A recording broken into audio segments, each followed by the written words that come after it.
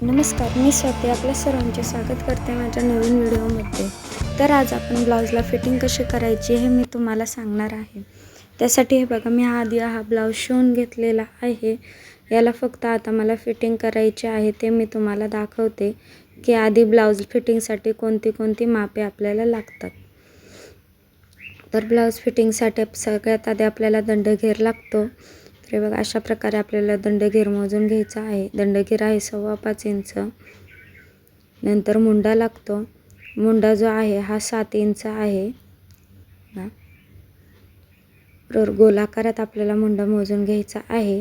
आणि कंबर मोजताना मी ज्या पद्धतीने दाखवते आहे त्या पद्धतीने कंबर मोजून घ्यायची आहे.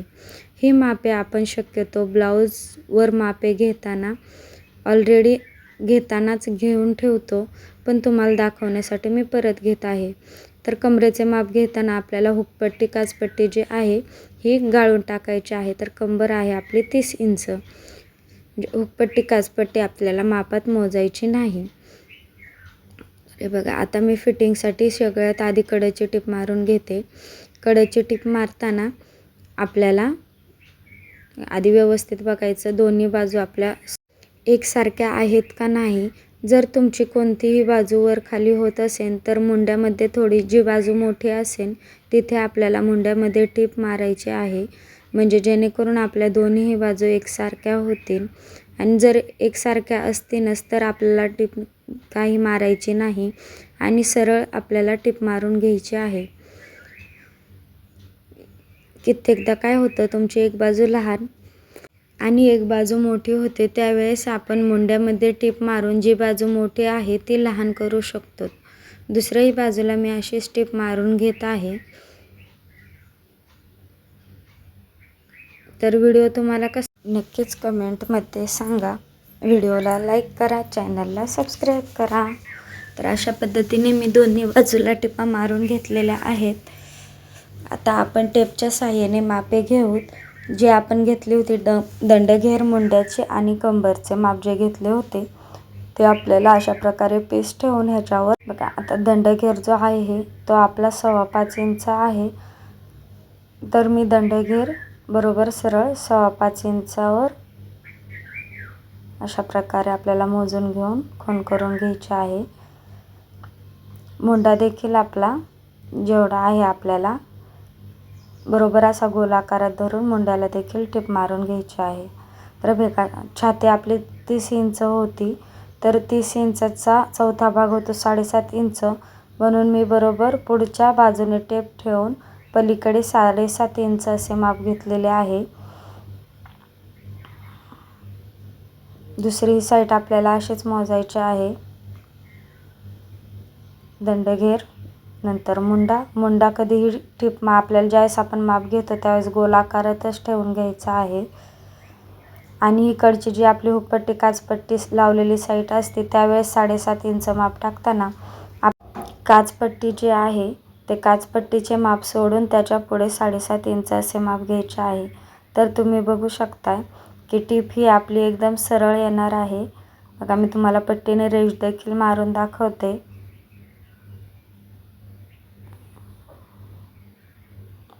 खडूने कधी कधी दिसत नाही म्हणून मी पेनाने तुम्हाला रेष मारून दाखवते. बघा, ॲक्युरेट आपली जी टीप येणार आहे ही सरळ येणार आहे. अशा पद्धतीने जर तुम्ही फिटिंग केली तर ब्लाऊज हा फिटिंगमध्ये छान बसतो आणि ॲक्युरेटही येतो, चुकत अजिबात नाही.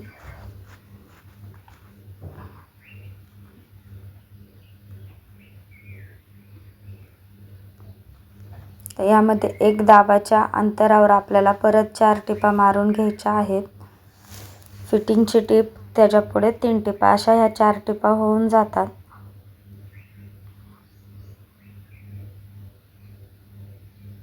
तुम्ही एकदा अशा पद्धतीने ब्लाऊजला फिटिंग करून पहा आणि नक्कीच मला शेअर करा की तुमची फिटिंग बरोबर आली का नाही. व्हिडिओ कुठून पाहताय तेही मला सांगा.